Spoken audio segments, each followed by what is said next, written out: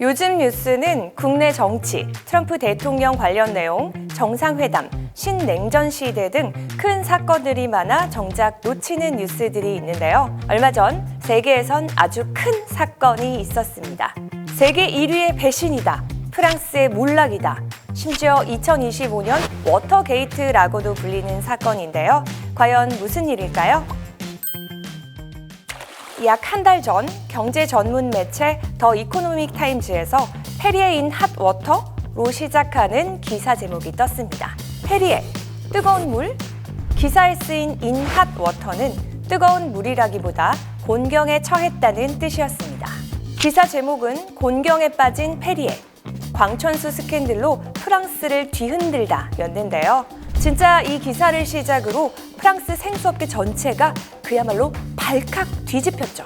왜냐하면 원래 광천수는 땅속에서 솟아나온 물을 정수 처리하지 않고 그대로 담아야 하거든요. 그래야 천연 미네랄 워터라는 이름을 쓸 수 있는데 문제가 터진 거죠. 에비앙을 포함해 페리에, 비텔 같은 유명 광천수 브랜드들이 몰래 자외선, 활성탄 필터, 미세 필터 같은 정수 과정을 거친 겁니다. 이건 규정 위반이죠. 소비자들은 자연 그대로라고 믿고 샀는데 사실상 처리된 물을 마신 셈이 되는 겁니다. 그런데 여기서 더 충격적인 사실이 있는데요. 프랑스 정부는 이 문제를 2021년부터 이미 알고 있었습니다. 당국의 조사 과정에서 불법 정수 흔적이 포착됐지만 공식 발표는커녕 소비자에게 단 한마디도 알리지 않았죠. 아니, 왜 그랬을까요? 이유는 단순합니다.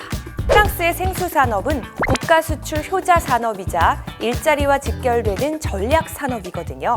정부가 만약 이 사실을 공개한다면 브랜드 신뢰가 한순간에 무너지고 이는 수십억 유로 규모의 수출 산업에 영향을 주게 되는 거였습니다. 그래서 정부는 기업과 묵시적 거래를 했죠.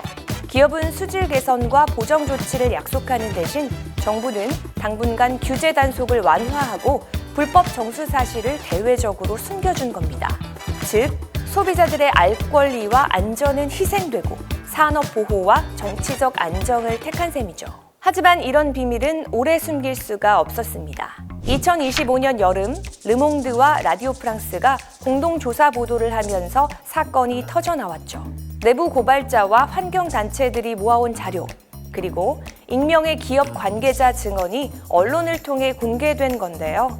이 사실은 결국 더 이코노믹 타임즈에 실리게 되며 에비앙 게이트라는 이름까지 붙어 전 세계적으로 퍼져나갔습니다. 재밌는 건 이게 단순히 생수 스캔들이 아니라 언론에서는 워터게이트 사건을 패러디해서 프랑스판 워터게이트라고 부르고 있다는 거죠. 이에 네슬레는 벌금으로 200만 유로, 우리 돈으로 약 32억 원 정도를 지불하게 됐는데 이는 시작에 불과했습니다. 페리의 매출은 단 1년 사이에 23%나 빠졌는데요. 프랑스 사기 단속 기관은 이번 사건 규모를 무려 30억 유로, 우리 돈으로 4조 8천억 원 넘게 측정했습니다.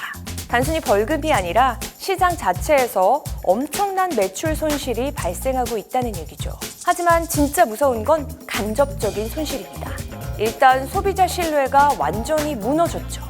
프랑스 소비자의 절반 이상이 이제 페리에나 비텔 등을 안 사겠다는 입장인데요. 여기 규제가 강화되면 기업들은 새로운 설비 투자, 검사 비용 같은 추가 지출을 해야 합니다.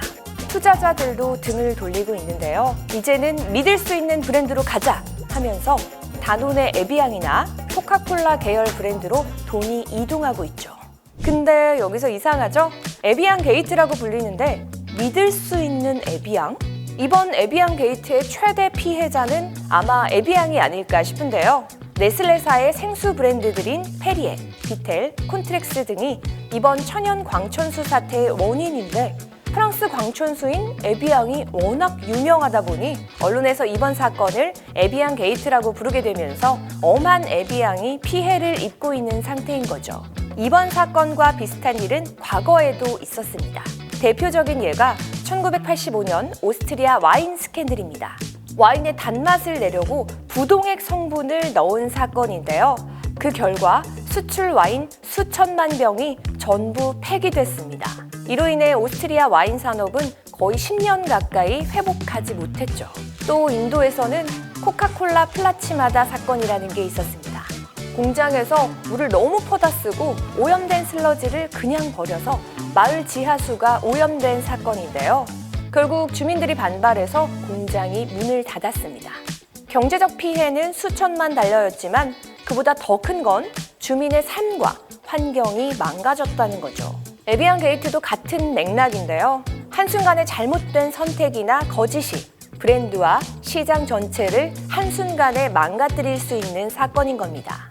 지금까지 프리미엄이라 믿고 비싸게 주고 사 마신 물이 가짜였다면 어떤가요? 말 그대로 원효대사 해골물과 다를 바가 없겠죠. 일반 생수보다 몇 배나 비쌌던 프리미엄 광천수들과 재정 파탄으로 경제적 위기에 직면한 프랑스는 앞으로 이 위기를 어떻게 극복하게 될까요? 지금까지 당신이 어쩌다 마주친 경제 이야기, 어쩌다 경제 이하늘이었습니다.